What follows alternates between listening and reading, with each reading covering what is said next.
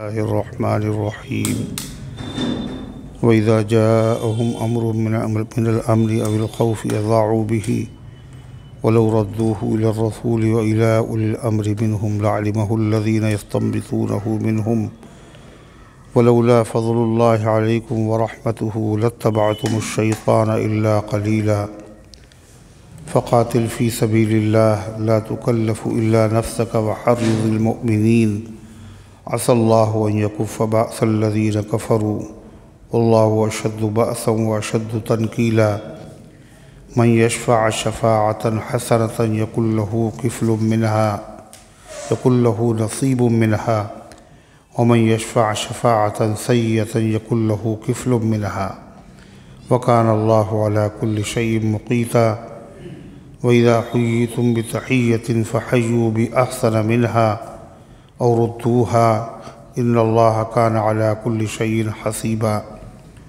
الله لا إله إلا هو ليجمعنكم إلى يوم القيامة لا ريب فيه ومن أصدق من الله حديثا فما لكم في المنافقين فئتين والله أركسهم بما كسبوا أتريدون أن تهدوا من أضل الله ومن يضلل الله فلن تجد له سبيلا ودوا لو تكفرون كما كفروا فتكونون سواء فلا تتخذوا منهم أولياء حتى يهاجروا في سبيل الله فإن تولوا فخذوهم واقتلوهم حيث وجدتموهم ولا تتخذوا منهم وليا ولا نصيرا إلا الذين يصلون إلى قوم بينكم وبينهم ميثاق أو جاءوكم حصرت صدورهم أن يقاتلوكم أو يقاتلوا قومهم ولو شاء الله لسلطهم عليكم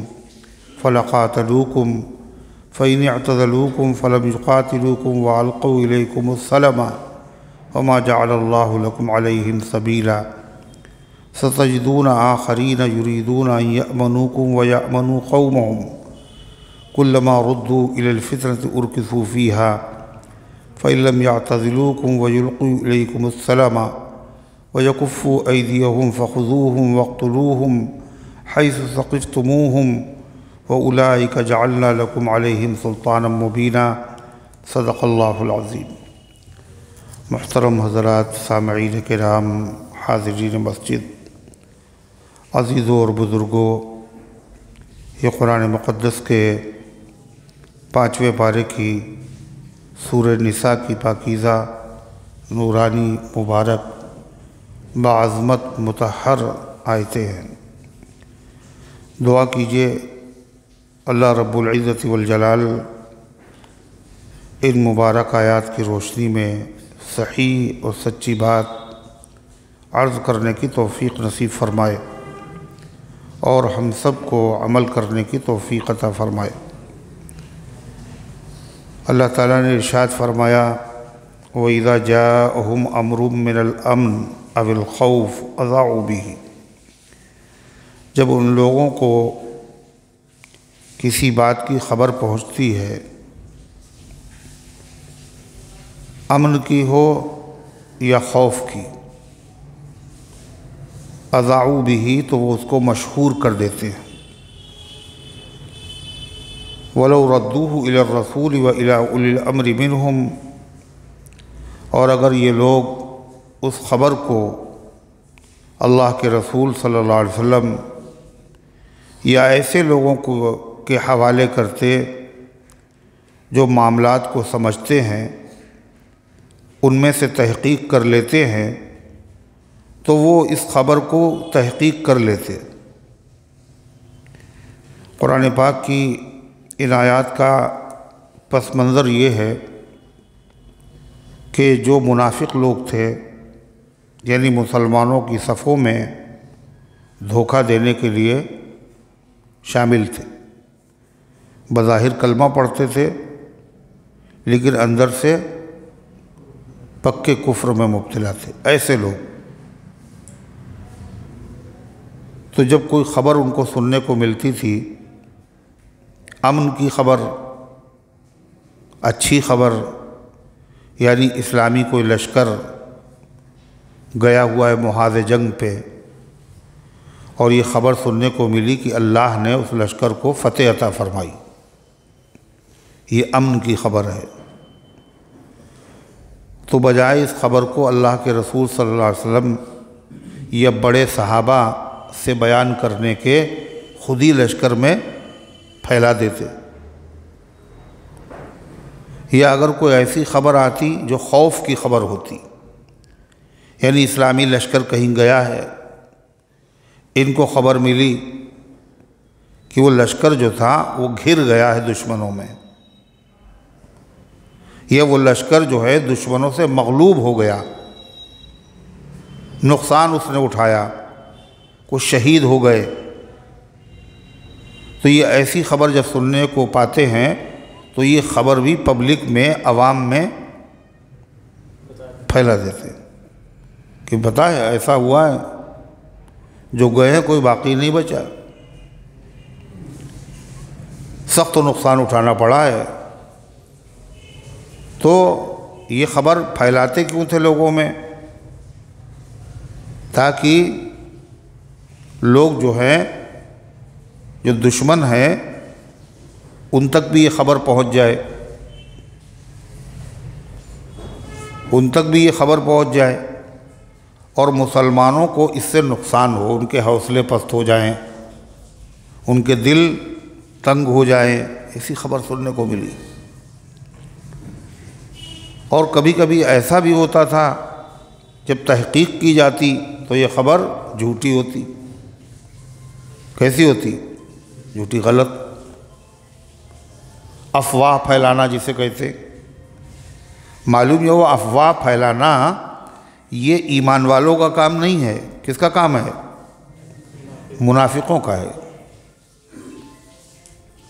افواہ پھیلا دی انہوں نے، جس سے بڑے نقصان ہوتے ہیں، تحقیق نہیں کرتے۔ بعض مفسرین نے یہ بھی کہا کہ اس میں منافق تو ہیں ہی، کچھ سادہ دل اور کم سمجھ رکھنے والے مسلمان بھی ایسے ہوتے ہیں، ان کو پتہ نہیں ہوتا کہ اس خبر کو لوگوں میں پھیلانے سے نقصان ہوگا یا فائدہ ہو، اور وہ اپنے خبر کو آگے بڑھا دیتے ہیں۔ تو ان کو نصیحت کی گئی قرآن کی اس آیت میں کہ اگر ایسا نہ کرتے بلکہ اللہ کے رسول صلی اللہ علیہ وسلم کو جا کے اطلاع دیتے، یہ جو بڑے بڑے صحابہ ہیں ان کو جا کے بتاتے، اور وہ مناسب سمجھتے تو کہتے کہ کوئی حرج نہیں ہے، لوگوں کو بتا دو، اور اگر خلاف مصلحت سمجھتے تو کہتے کسی سے کچھ نہ کہنا۔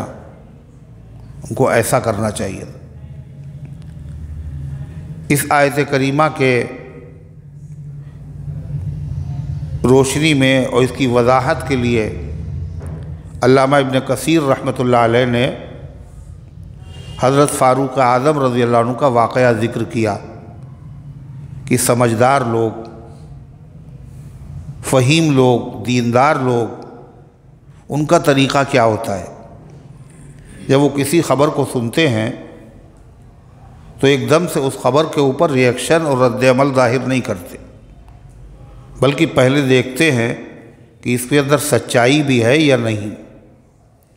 چنانچہ حضرت فاروق اعظم رضی اللہ عنہ اپنے گھر پہ تھے، اور ایک خبر انہوں نے سنی کہ اللہ کے رسول صلی اللہ علیہ وسلم نے اپنی مبارک بیویوں کو، ازواج مطہرات کو، امہات المومنین کو طلاق دے دی۔ یہ خبر سنی،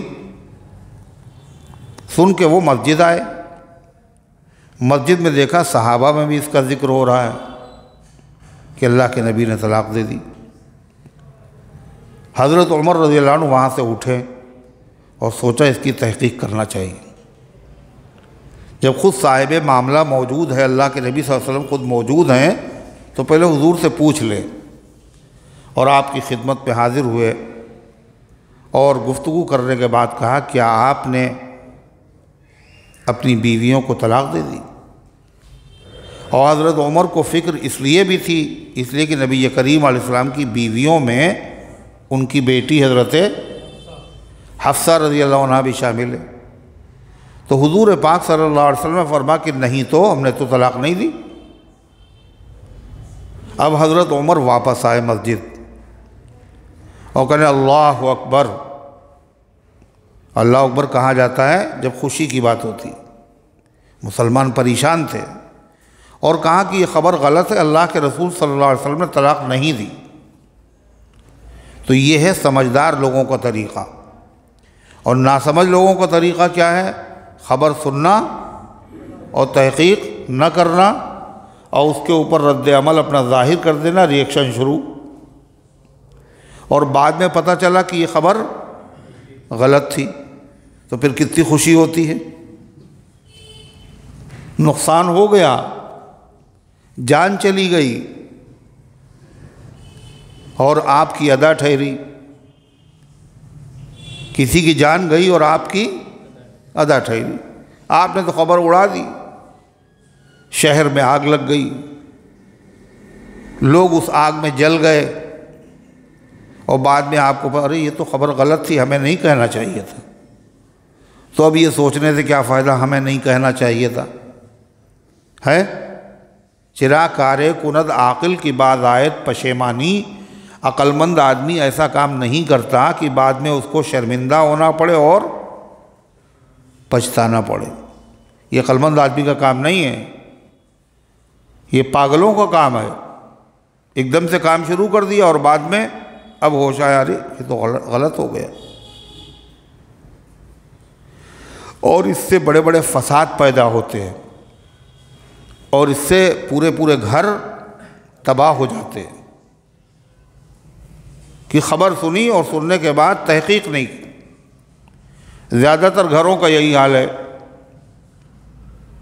قرآن کہتا ہے ان جاءکم فاسق بنبأ فتبینوا، تمہارے پاس کوئی ایسا آدمی جو نافرمان ہے،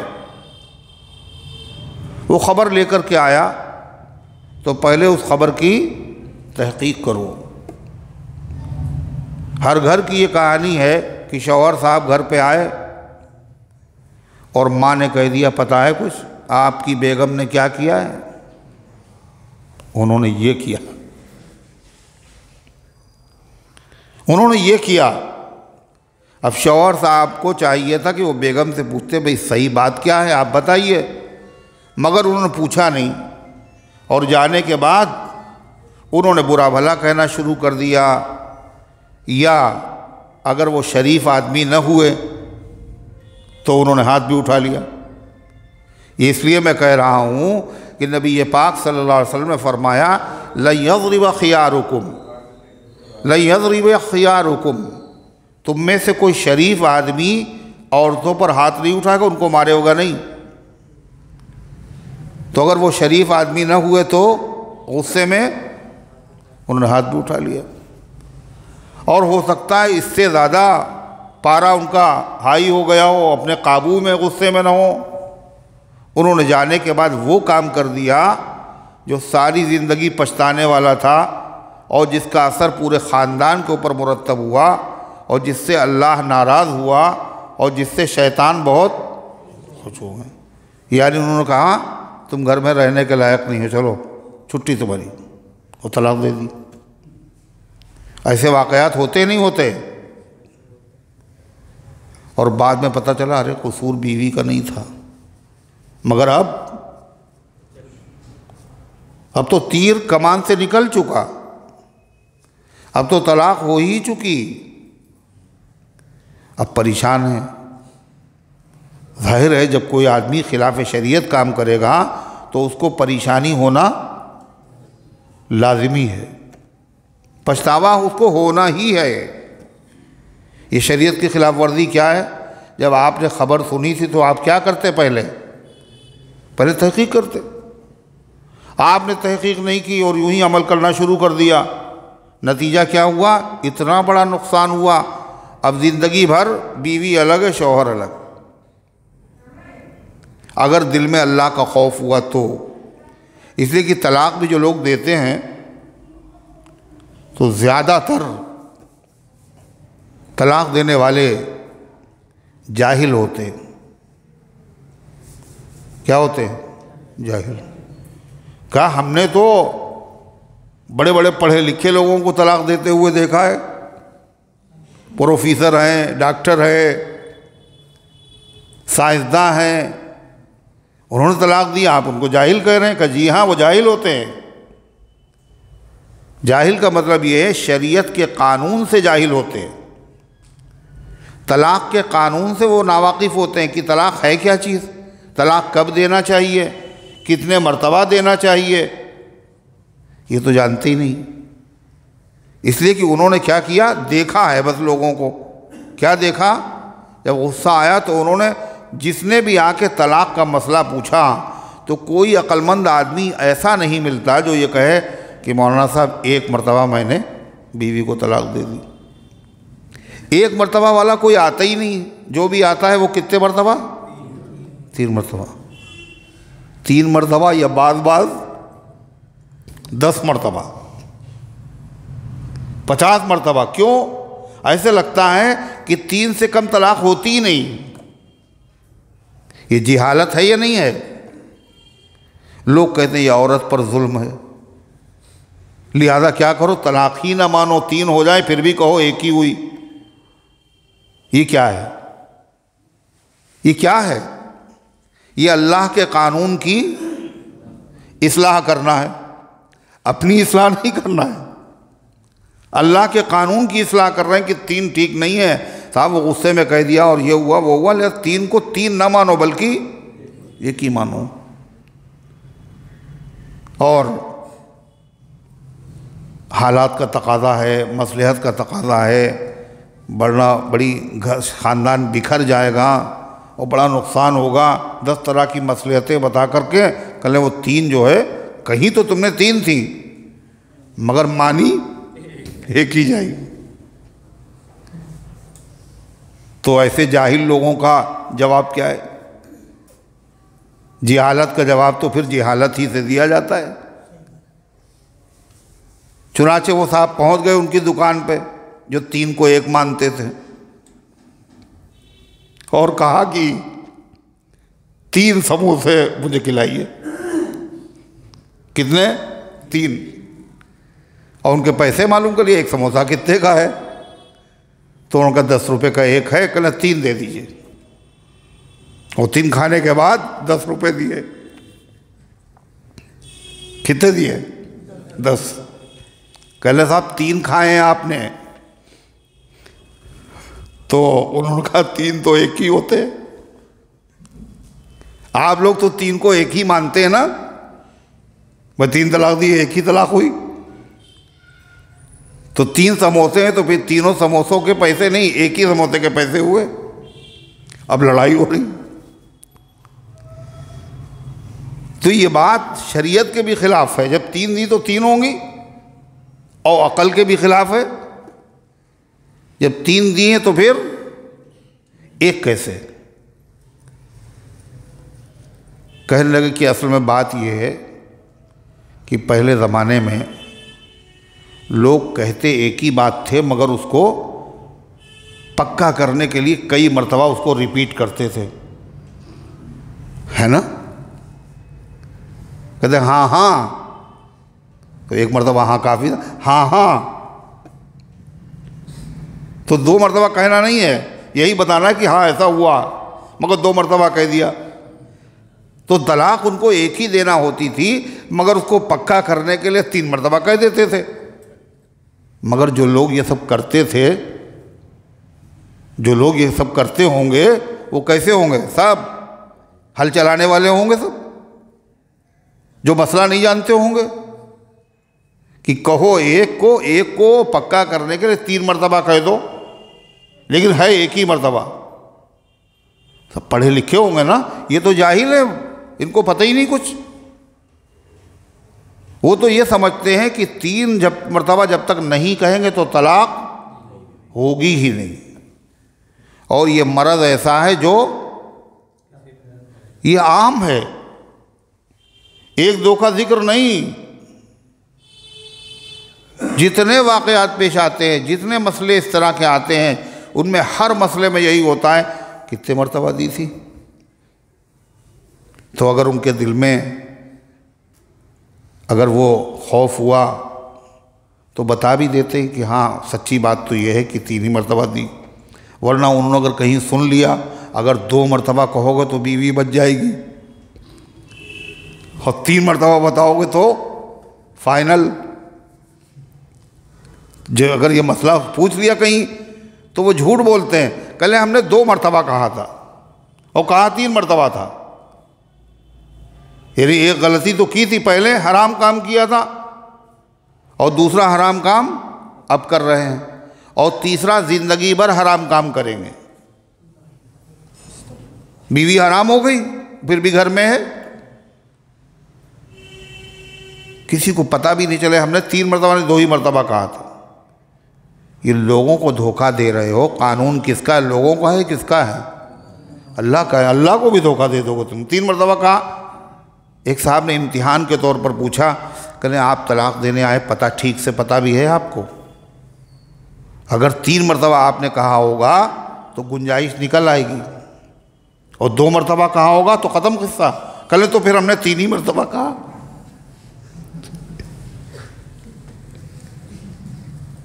یہ ہے دیانت، یہ ہے دینداری جس میں فائدہ ہو، شریعت کے خلاف قانون۔ تو پہلے زمانے میں پڑھے لکھے لوگ تھے، وہ کہہ دیتے تھے ہم نے 3 مرتبہ جو کہا ہے، کہا 1 ہی مرتبہ ہے، لیکن ہم نے اس کو پکا کرنے کے لیے 3 مرتبہ کہا۔ واقعی وہ سچے لوگ تھے، دل سے ان کے یہ بات تھی۔ لیکن آج کل جو یہ کہہ رہے ہیں ہم نے 3 مرتبہ کہا ہے، یہ کاہے کے لیے کہہ رہے ہیں؟ بیوی کو بچانے کے لیے کہہ رہے ہیں۔ ان میں دیانت نہیں ہے۔ اگر 2 میں بچ جائے تو ہم نے 2 دی ہیں، اور 3 میں بچ جائے تو پھر 3 کا اقرار کر لیں گے، جیسا دیس ویسا بیس، جس میں فائدہ دیکھا۔ یہ صورتحال ہے۔ اسی کو کہتے ہیں نفس پرستی، اسی کو کہتے ہیں نفس پرستی، یعنی جس میں فائدہ ہے وہی کریں گے۔ اگر آدمی یہی کرنے لگے جس میں فائدہ ہو تو پھر شریعت نہیں رہے گی۔ ارے رہے گی۔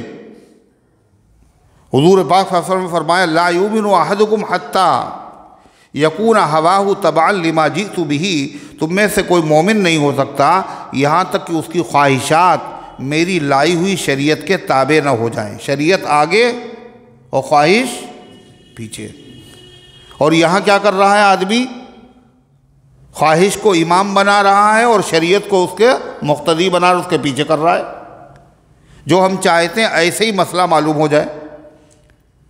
اگر 3 میں فائدہ ہے تو 3 کہہ دیں گے، اور 2 میں فائدہ ہے تو 2 میں کہہ دیں گے۔ وہ مثل مشہور ہے، اور کہاں تک صحیح ہے؟ کہنے لگے کہ وہ اللہ تعالیٰ اگر پوچھے گا میاں یہ بتاؤ جنت میں بھیجیں یا جہنم میں، تو کہیں گے جہاں 4 پیسے کا فائدہ ہو۔ ایسے مفاد پرست ہے دنیا، مفاد کے آگے شریعت وغیرہ کچھ نہیں ہے۔ تو غرضے کی یہ سارے کی ساری صورتحال کیا ہے؟ اب 3 طلاقیں ہو گئیں، اس کے بھی 1 قرار دینا۔ کچھ لوگ ایسے باقاعدہ انہوں نے بورڈ لگا رکھے ہیں، اور ایسے موقع پر وہ لوگ خوش ہوتے ہیں بہت، جہاں کہیں 3 طلاقیں ہو جاتی ہیں تو وہ لوگ بہت خوش ہوتے ہیں۔ اور اللہ کے نبی کیا ہوتے ہیں؟ 3 طلاق سے ناراض ہوتے ہیں۔ ایک صاحب آئے، انہوں نے دے دی تھی طلاقیں 3، تو آپ نے فرمایا، آپ غصے سے چہرہ تو آپ کا سرخ ہو گیا، اور آپ نے فرمایا ایلعب بکتاب اللہ وانا بین اظہرکم، کیا میرے ہوتے ہوئے اللہ کے کلام سے کھلواڑ کیا جائے گا؟ یعنی کیا قرآن نے یہی سکھایا ہے؟ یہی طلاق دینے کا طریقہ سکھایا ہے؟ ایک سانس میں تم کئی مرتبہ طلاق دے دو؟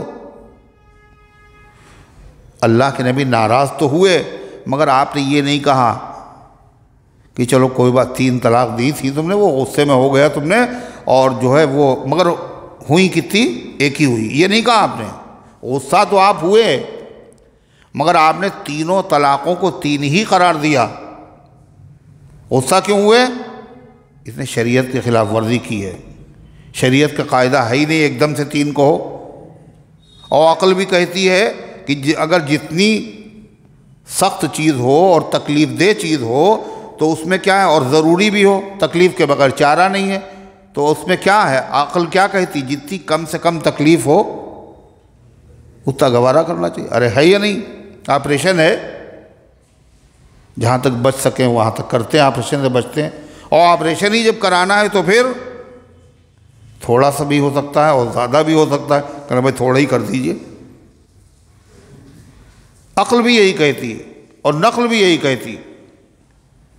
تو غرضے کی حضور پاک صلی اللہ علیہ وسلم نے کیا کیا، غصہ تو آپ ہوئے بہت زیادہ، کائے پہ غصہ ہوئے، 3 مرتبہ ایک دم سے طلاق دے دی تھی، لیکن نافذ کر دیا آپ نے. تو حضور تو غصہ ہوئے تھے. اور خوش کون ہو رہا ہے؟ آج کل لوگ خوش ہو رہے ہیں. اور طلاق سے اللہ بھی ناراض ہوتا ہے، اللہ کے رسول بھی ناراض ہوتے ہیں بلا وجہ، لیکن شیطان بہت خوش ہوتا ہے. کون خوش ہوتا ہے؟ شیطان خوش ہوتا ہے. اس لیے کہ اللہ اس کے رسول صلی اللہ علیہ وسلم ملانے کے لیے آئے ہیں، اتحاد پیدا کرنے کے لیے آئے ہیں، محبت پیدا کرنے کے لیے آئے ہیں. اور شیطان فساد کرنے کے لیے اور نفرتیں پیدا کرنے کے لیے آیا ہے، لوگوں کو الگ الگ کرنے کی ترکیبیں کرتا ہے. اللہ کے نبی ملانا چاہتے ہیں. تو جو اتحاد کا دشمن ہے اس سے اللہ اس کے رسول ناراض ہیں. اور شیطان کا تو مشن ہی یہی ہے کہ گھر گھر میں جھگڑے ہوں، نفرتیں ہوں، 2 لوگ آپس میں محبت سے نہ رہیں، میاں بیوی میں محبت نہ ہو. اس لیے شیطان باقاعدہ حدیث میں ہے کہ سمندر پہ اپنا تخت بچھاتا ہے. کہاں؟ اور اس کے بعد سارے دن کی کارگزاری رپورٹیں طلب کرتا ہے اپنے فوجیوں سے، اپنے رضاکاروں سے، اپنے شاگردوں سے. ہاں بھائی تم نے آج کیا کیا؟ تو ظاہر ہے شیطان کے چیلے کیا کر کے آئیں گے؟ کیا کر کے آئیں گے؟ سب گناہ کرا کے لوگوں کو آتے ہیں، گناہ کرا کر کے. تو ہم نے تو یہ کیا صاحب، ایک آدمی تھا بڑا، اس کے اوپر بھروسہ تھا دکاندار کو، اور میں نے اس کے دل میں لالچ پیدا کر دیا اور اس نے کیا کیا، غلے میں چوری کر لی. اور مالک کو پتہ چل گیا، ذلیل بھی ہوا، ملازمت بھی چلی گئی. ٹھیک ہے کام تم نے صحیح کیا، مگر یہ کوئی بہت بڑا کام نہیں. کلے نمازی آدمی تھا، تہجد بھی پڑھتا تھا، اور اشراق و وابین و صلاۃ و تسبیح کوئی چیز سے چھوٹتی نہیں تھی. اب نوبت میری تعلیم سے یہاں تک پہنچی ہے، اب فرض بھی نہیں پڑھتا. تو شیطان کہتا ہے یہ بھی ٹھیک ہے، مگر یہ کوئی بہت بڑا کام نہیں ہے جو میں چاہتا ہوں. تو ہر ایک آ کر کے اپنے اپنے گناہ کے بارے میں بتاتا رہتا ہے. ایک صاحب اٹھ کے کھڑے ہوتے ہیں، کہنے میں نے بھی ایک چھوٹا سا کام کیا ہے. تو کیا ہے وہ چھوٹا سا کام؟ ایک گھر میں داخل ہوئے اور گھر میں ماحول بڑا خراب تھا، استھتی تناؤ پھول، کشیدہ ماحول، بڑا کشیدہ. شوہر و بیوی میں بحث چل رہی تھی اور میں داخل ہو گیا. ہم نے جانے کے بعد اس آگ کے اندر جو ہے لکڑیاں ڈال دیں، پیٹرول چھڑک دیا تاکہ وہ آگ اور بھڑک اٹھے. اور یہی ہوا، شوہر صاحب نے، نواسے بھی ان کے ہیں اور پوتے بھی ان کے ہیں اور پوتیاں بھی ان کی ہیں، اور ان کو غصہ آ گیا اور انہوں نے صاحب سارے قرضے میں معاف کر دیے، 3 طلاقیں دے دی. تو شیطان اس کو بلاتا ہے اور گلے سے لگا لیتا ہے کہ تم ہو میرے سچے جانشین. سب سے زیادہ خوشی اسی سے ہوئی شیطان کو. اللہ کے رسول ناراض، اللہ کے نبی ناراض، اللہ تعالیٰ ناراض. کتنا ناراض ہے کہ بلا ضرورت جب یہ لفظ نکلتا ہے زبان سے تو کیا ہوتا ہے، عرش الہی تھر تھرانے لگتا ہے. تمام جائز چیزوں میں سب سے مبغوض ترین چیز اللہ کے نزدیک طلاق ہے، ناپسندیدہ. ضرورت کے وقت جائز رکھا گیا ہے مگر پسندیدہ نہیں ہے. شیطان کو مگر بہت پسند. یہ پھر ان لوگوں کو پسند ہے جو کہتے ہیں 3 کے بجائے 1. وہ کیوں خوش ہوتے ہیں؟ اس لیے کہ جب جس مولوی سے مسئلہ پوچھا، جس عالم سے مسئلہ پوچھا، دیوبندی سے، بریلوی سے، اور اسی طریقے سے جماعت اسلامی والوں سے، اور جس سے مسئلہ پوچھا، ہر جگہ سے ایک ہی جواب آیا کہ صاحب 3 طلاق کے بعد کہاں رشتہ باقی رہتا ہے؟ 3 تو 3 ہی ہیں. 3 کا حق تھا، آپ نے استعمال کر لیا تینوں حق. اب وہ آدمی کیا کرے؟ چھوٹے چھوٹے بچے ہیں صاحب، اور غلطی سے ہو گیا، دھوکے سے ہو گیا، اب کیسے زندگی گزرے گی؟ اتنی بڑی زندگی ہے. تو وہ لوگ بیٹھے ہوئے کہنا میرے پاس آؤ، ہم ذبح کر دیں گے، حلال کر دیں گے. حلالے کا بورڈ لگا ہوا ہے. جو حرام ہو گئی بیوی، اب تو وہ ان کے پاس پہنچے، ہم فتویٰ دیتے ہیں، قرآن و حدیث کی روشنی میں دیتے ہیں باقاعدہ، کہ جی نہیں آپ آرام سے رہ سکتے ہیں. 3 جو ہے وہ ایک ہی مانی جاتی ہے. تم نے 3 مرتبہ کہا نا، وہ تو ایک ہی ہوئی، اور ایک سے بیوی حرام تھوڑی ہوتی ہے. آدمی کو کیا چاہیے؟ اندھے کو کیا چاہیے؟ اور بھوکے کو کیا چاہیے؟ پھر ان کو کیا چاہیے تھا؟ کہیں سے جواز کا فتویٰ مل جائے. مل گیا. دونوں کا یہ بہت اچھے ہیں. جتنے مولوی ہیں جنہوں نے کہا ہے وہ کسی بھی مسلک سے تعلق رکھتے ہوں، شافعی ہو، حنفی ہو، مالکی ہو، حنبلی ہو، 4 مصلح ہیں، 4 بڑے بڑے امام ہیں. پوری دنیا کے اندر انہی کے مسائل، قرآن و حدیث سے نکالے ہوئے مسائل پہ دنیا عمل کرتی ہے. یہ چاروں کہتے ہیں کیا؟ کہ بیوی حرام ہو گئی. 1,24,000 صحابہ ہیں، ہر صحابی کہتا ہے بیوی حرام ہو گئی. مگر یہ ہمارے کام کے نکلے، سب ایک طرف اور یہ ایک طرف. کام یہیں سے بنا. لہذا اب ہم بھی آج سے آپ ہی کا مسلک قبول کیے لیتے ہیں. بتائیے کیا کیا کرنا ہوتا ہے؟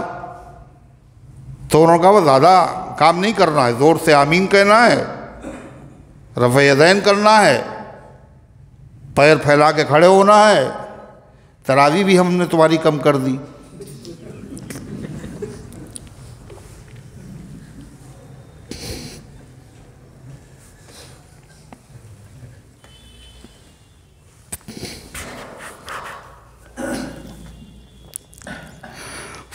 کتنی؟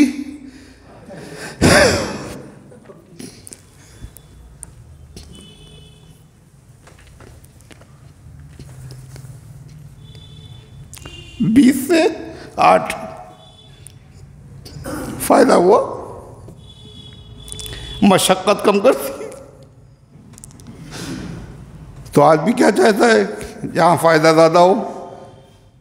اس لیے تعداد ان کی کیا ہو رہی ہے؟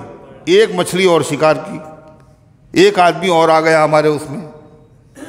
اور دیکھو یہ جو ہم لوگ کر رہے ہیں یہ اپنی مرضی سے نہیں کر رہے ہیں. دیکھیے یہ بخاری رکھی ہوئی، یہ مسلم شریف ہے، یہ حدیث ہے. ان مولویوں کو چکر میں نہ پڑنا. حدیث پڑھو ڈائریکٹ اور سمجھو. حدیث مانو گے، ان کی مانو گے. ویسے تو ہر جگہ کہیں گے بخاری کی حدیث مانیں گے.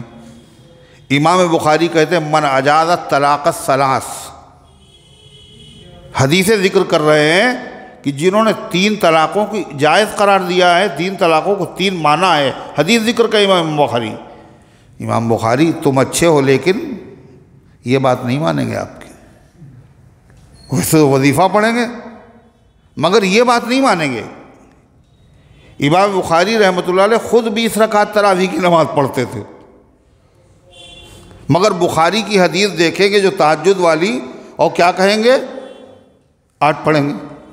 اور جنہوں نے بخاری شریف جمع کی ہے آپ بتائیے، اور وہ خود کتنی پڑھ رہے ہیں؟ 20 رکعت پڑھ رہے ہیں. یہ کیسا امام بخاری سے عشق ہے؟ تو باہر صورت بات کہاں پہنچ گئی؟ میں عرض یہ کر رہا تھا کہ قرآن نے کیا کہا؟ سب سے قرآن کی اصول کو نظر انداز کرنے نقصان ہی نقصان ہے. کیا کہا قرآن نے؟ جب کوئی خبر آئے تو پہلے تحقیق کر لو۔ شوہر نے تحقیق نہیں کی، خالی اماں کی بات سن لی یا خالی بہن کی بات سن لی، اور بیوی صاحبہ کے اوپر اس نے تشدد بھی کیا اور اس نے زبان درازی بھی کی، اور اگر شریف نہ ہوا تو اس نے ہاتھ بھی اٹھا لیا، اور اس سے زیادہ آگے بڑھا تو اس نے طلاق بھی دے دی۔ یہ سب کیوں ہوا؟ اتنے سارے جرائم ہوئے کیوں؟ اتنا بڑا نقصان کیوں ہو گیا؟ شریعت کا ایک حکم نہ ماننے سے، ایک حکم چھوڑ دینے سے۔ وہ کون سا حکم تھا؟ بولو، تحقیق کرو۔ حضرت عمر نے وہی کیا۔ طلاقی کا تو مسئلہ تھا، اللہ کے رسول صلی اللہ علیہ وسلم نے پوچھ لیا، آپ نے فرمایا کہ نہیں۔ پھر جا کے صحابہ کو بتایا، اللہ کے نبی نے طلاق نہیں دی ہے۔ تو اللہ تعالیٰ فرماتا ہے قرآن پاک کی اس آیت میں، اس طرح کی خبریں پھیلانا بغیر تحقیق کے یہ منافقوں کا طریقہ ہے، اور بغیر تحقیق کے خبر کے اوپر عمل کر لینا یہ بھی سمجھدار لوگوں کا کام نہیں ہے۔ دو باتیں ہوئیں، ایک تو بغیر تحقیق کے کوئی بات آگے نہ بڑھائی جائے۔ حدیث میں ہے کفا بالمرء کذبا ان یحدث بکل ما سمع، آدمی کے جھوٹا ہونے کے لیے یہی بات کافی ہے کہ جو سنے وہ آگے بڑھا دے۔ جو آپ کے موبائل کے اوپر میسج آ گیا، واٹس ایپ کے اوپر جو بھی پیغام آیا، حدیث آئی، کچھ بھی آیا، آپ کو تو پتہ نہیں یہ صحیح ہے یا غلط، آپ نے اس کو آگے بھیج دیا، اور کتنے لوگوں کے پاس بھیج دیا؟ پورے گروپ میں بھیج دیا ہے۔ ایک کو بھیجتے تو ایک مرتبہ گناہ تھا، اور پتہ چلا 50 لوگوں تک پہنچ گئی وہی غلط بات آپ کی۔ یہ جھوٹا ہونے کے لیے کافی ہے۔ جب تک پتہ نہیں ہے تو اس طرح کی باتیں کسی سے تصدیق کیے ہوئے بغیر آگے نہیں بڑھانا چاہیے۔ اور آج کل لوگ اسی میں مبتلا ہیں، اور بعض مرتبہ تو کیا ہوتا ہے، لوگ اس کے فائدے بھی بتاتے ہیں کہ اگر آگے آپ اس کو بھیج دیں گے تو اتنی نیکیاں ملیں گی آپ کو، ہے نا؟ اور کہتے ہیں بہت بخیل ہوگا اور وہ مومن نہیں ہے جو آگے نہ بھیجے۔ ٹھیکہ لے رکھا ہے نا، وہ جنت میں نہیں جائے گا جو آگے نہ بھیجے۔ پہلے زمانے میں، یہ تو اب واٹس ایپ کا زمانہ ہے، پہلے زمانے میں کیا ہوتا تھا، پرچے چھپتے تھے کچھ دنوں کے بعد کہ شیخ احمد نے خواب میں دیکھا ہے اور یہ کہا ہے اور وہ کہا ہے، اور اس کے بعد ایک آدمی نے یہ پرچے چھپوا کے اتنے بانٹ دیے تو اس کو اتنا فائدہ ہو گیا، اور ایک آدمی نے اس کو جھوٹا سمجھا، اس کا لڑکا مر گیا، لہذا اس کو جھوٹا بھی نہ سمجھو اور چھاپ کر کے آگے بھیجو۔ تو پریس والے ہی یہ سب کیا کرتے تھے، ہمارے وہاں نیچے پتہ بھی لکھا ہو کہاں چھپائے ہیں۔ یہ سب کاروبار، تو ایسے کاروبار میں برکت ہوگی؟ اللہ حفاظت فرمائے۔ تو اللہ تعالیٰ نے کیا فرمایا؟ وَإِذَا جَاءَهُمْ، جب آتی ہے کوئی خبر، کیسی؟ من الامن او الخوف، امن کی ہو یا خوف کی، مسلمانوں کے غالب آنے کی ہو یا مسلمانوں کے مغلوب ہو جانے کی ہو، نقصان پہنچنے کی ہو، اللہ فرماتا اذاعوا بہ، تو اس کو فوراً مشہور کر دیتے۔ تو ہوتا کیا ہے، کبھی وہ خبر جھوٹی ہوتی ہے اور کبھی ہوتی تو سچی ہے، مگر اس کو مشہور کرنے میں نقصان ہے، اور اس کو مشہور نہ کرنا ہی مصلحت کا تقاضا تھا، مگر وہ کیا مصلحت جانے، جو بیچارے کمزور مسلمان، ناسمجھ مسلمان ہیں، وہ تو سمجھ نہیں رہے اس سے کیا نقصان ہوگا، لیکن جو منافق ہیں وہ جان بوجھ کے آگے مشہور کر رہے ہیں تاکہ لوگوں کو، اسلام کو، مسلمانوں کو نقصان پہنچے۔ اللہ تعالیٰ نے اس کے اوپر بند باندھ دیا کہ ایسا نہ کرنا، جب کوئی ایسی خبر آئے تو سب سے پہلا کام اللہ کے نبی کے پاس، یا پھر اللہ کے نبی کے وہ صحابہ جو فقہائے صحابہ ہیں، جن کو حضور پاک صلی اللہ علیہ وسلم نے امیر بنایا ہے بار بار، جن کو اللہ کے نبی نے مفتی بنایا، قاضی بنایا، کون کون مفتی تھا اللہ کے نبی کے زمانے میں؟ حضور موجود ہیں اور فتوے دیتے تھے اور فیصلے کرتے تھے. آپ سن چکے ہیں اسی صورت میں. وہ کس کے پاس گئے تھے؟ یہودی اور منافق جھگڑا لے کے کس کے پاس گئے تھے؟ حضور کے بعد کس کے پاس گئے تھے؟ حضرت، ایک روایت میں مشہور روایت حضرت عمر کے پاس گئے، ایک میں ہے ابو بکر کے پاس گئے اور پھر اس کے بعد عمر کے پاس گئے. عبداللہ ابن عمر رضی اللہ عنہ فرماتے ہیں 2 صحابہ کے علاوہ ہم نہیں جانتے ہیں کوئی تیسرا صحابی تھا جو اللہ کے نبی کے زمانے میں فتوے دیتا ہو. یہ سمجھدار صحابہ. تو ان تک وہ بات پہنچاتے. یہ اگر کہتے کہ ٹھیک ہے کوئی بات نہیں لوگوں کو بتا دو تو بتا دیتے، اور اگر نہ بتانے میں مصلحت ہوتی تو نہ بتاتے. کبھی کبھی بات سچی ہوتی ہے اور فائدے والی بھی ہوتی ہے، مگر مصلحت کا تقاضا یہ ہوتا ہے کہ وہ بات آگے نہ بڑھائی جائے. جیسے حضرت ابو ہریرہ رضی اللہ عنہ کی ایک حدیث ہے اور بڑی لمبی، جس کا خلاصہ یہ ہے کہ وہ فرماتے ہیں کہ حضور پاک صلی اللہ علیہ وسلم ہم سب کے درمیان، صحابہ کے درمیان بیٹھے ہوئے تھے اور ایک دم سے حضور اٹھے. ایسا لگا کوئی ضروری کام آپ کو یاد آ گئے، آپ چلے گئے اور ہم سب بیٹھے ہوئے انتظار کر رہے حضور اب آئیں اب آئیں اب آئیں، مگر اللہ کے نبی کافی دیر ہو گئی. تو دل میں طرح طرح کے خیال آنے لگے، کہیں ایسا تو نہیں ہے اللہ کے نبی صلی اللہ علیہ وسلم کو کسی نے نقصان پہنچا دیا اور دشمن بہت ہیں آپ کے. تو ابو ہریرہ کہتے ہیں سب سے پہلے میں اٹھا پتہ لگاؤں ہے کیا معاملہ. کہتے ہیں اور بھی صحابہ کرام بعد میں اٹھے اور پھیل گئے. تو میں تلاش کرتے کرتے مدینے کے باہر پہنچا. ایک باغ تھا اور اس میں 4 دیواری تھی اور دروازہ بھی ہوگا، مگر گھبراہٹ کا عالم یہ تھا کہ مجھے دروازہ دکھائی نہیں کہیں. یہ صحابہ کا عشق بھی تھا اور گھبراہٹ. تو کہتے کہ میں نے دیکھا کوئی راستہ مل جائے، تو دیکھا ایک پانی نکلنے کا راستہ تھا اور چھوٹی سی نالی تھی. وہ میں نے اپنے جسم کو بہت سمیٹا، چھوٹا کیا لومڑی کی طرح، اور اندر جیسے میں داخل ہوا فَإِذَا هُوَ رسول اللہ صلی اللہ علیہ وسلم، تو دیکھا حضور صلی اللہ علیہ وسلم تشریف فرمائے. تو آپ نے کہا ابو ہریرہ، تم ابو ہریرہ ہو؟ عرض کیا بلا یا رسول اللہ، حضور میں ابو ہریرہ ہوں. کیا ہوا؟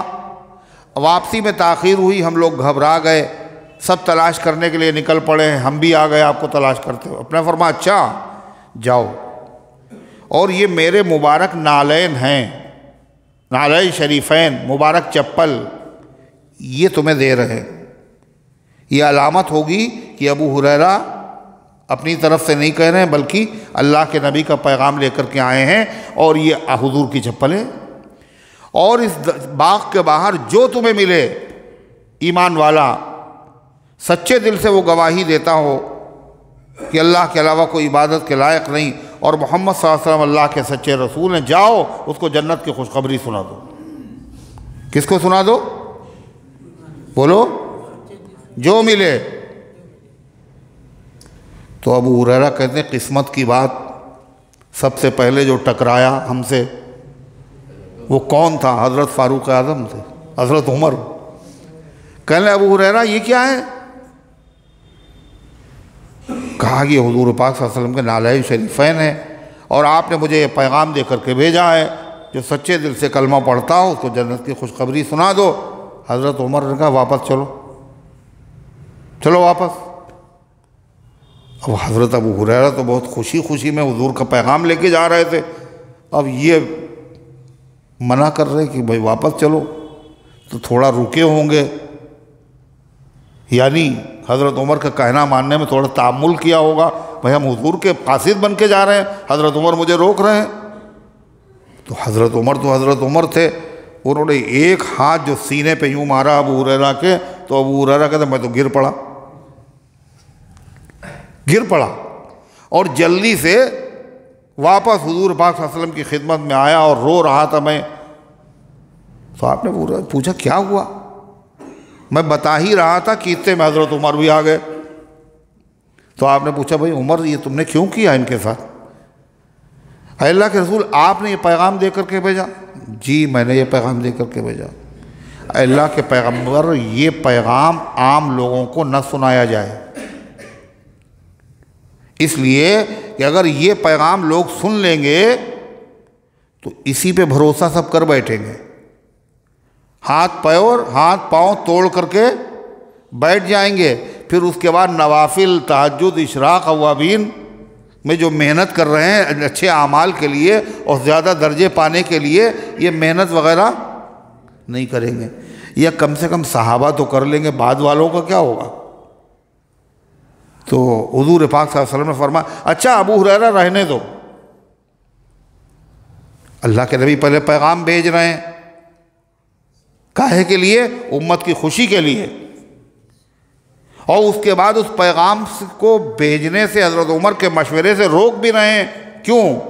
امت کو نقصان سے بچانے کے لیے بھیج رہے تھے، کاہے کے لیے؟ خوشی دینے کے لیے، وہ بھی امت کے لیے تھا۔ اور جو یہاں خبر کو چھپایا جا رہا ہے اور عام اطلاع کرنے سے منع کیا جا رہا ہے، یہ بھی کاہے کے لیے؟ امت کی بھلائی کے لیے، سارے کام۔ تو اس سے کیا پتہ چلا؟ کبھی خبر سچی بھی ہوتی ہے مگر اس کے باوجود ہر ایک کو بتانا اچھا نہیں ہوتا، مصلحت کا تقاضا ہوتا ہے اس کو عام نہ کیا جائے، اس لیے کہ اگر چھوٹی سی اجازت مل گئی لوگوں کو تو لوگ پھر اور آگے بڑھ جائیں گے۔ اگر بادشاہ ایک انڈا، شیخ سعدی کہتے ہیں اگر بادشاہ ایک انڈا کسی سے زبردستی لینے کی اجازت دے دے تو جتنے اس کے فوجی ہیں وہ ہزاروں مرغے چھین کر کے بھون کے کھا جائیں گے۔ ارے ہوگا نہیں ہوگا؟ سب سیخ کے اوپر چڑھا دیں گے، کباب سیخ بنیں گے، ہیں؟ تو اس لیے مصلحت کا تقاضا۔ اللہ تعالیٰ نے اسی کو ارشاد فرمایا، جب آتی ہے ان کے پاس کوئی خبر امن کی یا خوف کی اسے مشہور کر دیتے ہیں، وَلَوْ رَدُّوهُ إِلَى الرَّسُولِ، اور اگر وہ اسے لے جاتے رسول کے پاس، وَإِلَىٰ أُولِي الْأَمْرِ مِنْهُمْ، یا اگر اللہ کے پیغمبر موجود نہیں ہیں تو جو صاحب امر ہیں، جو بات کو سمجھنے کا، بات کی تہ تک پہنچنے کا سلیقہ رکھتے ہیں، بڑے بڑے اکابر صحابہ، ان کے پاس لے جاتے، لَعَلِمَهُ الَّذِينَ يَسْتَنبِطُونَهُ مِنْهُمْ، تو وہ لوگ تحقیق کر لیتے جو تحقیق کر لیا کرتے ہیں ان میں سے، اور ہر آدمی تحقیق نہیں کر سکتا، ہر آدمی کو دماغ ایک جیسا اللہ نے نہیں دیا ہے۔ ہر آدمی حضرت عمر بولو نہیں اس کا، ہر صحابی حضرت عمر کا، حضرت ابو ہریرہ کو دیکھیے، وہ تو جا رہے خوشخبری سنانے کے لیے، حضرت عمر کو دیکھیے، ارے ہے فرق یہ نہیں ہے؟ تو یہ جو قرآن نے کہا اللہ کے نبی کے پاس لے جاتے یا صاحب امر کے، اولو الامر کے پاس لے، اولو الامر سے مراد کیا ہے؟ بعض مفسرین کہتے ہیں اس سے مراد ہیں کون؟ امیر لوگ۔ امیر کا مطلب یہ نہیں امیر غریب والے، امیر غریب نہیں، جماعت کا امیر، یا پھر حاکم وقت، یہ مراد ہے۔ بعض لوگ کہتے ہیں اس سے مراد ہے علماء۔ کون مراد ہے؟ علماء اور فقہا، مجتہدین مراد ہیں۔ کیسے؟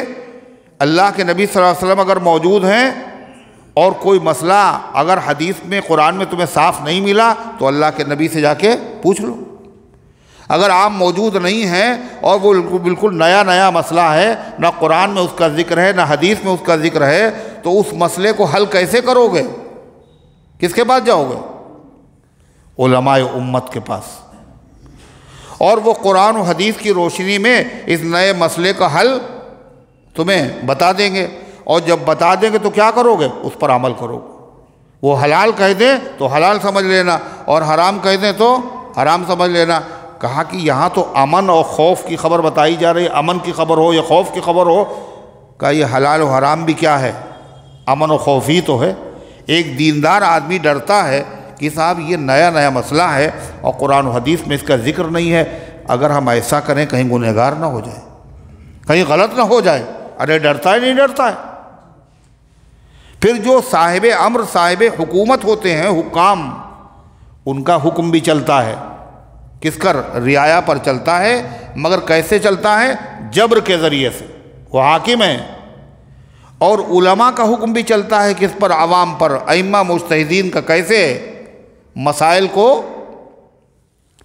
کو بتا کر، اس لیے کہ مسئلے لوگ کس سے پوچھتے ہیں؟ حاکموں سے۔ کس سے پوچھتے ہیں فتوے؟ علماء کرام سے۔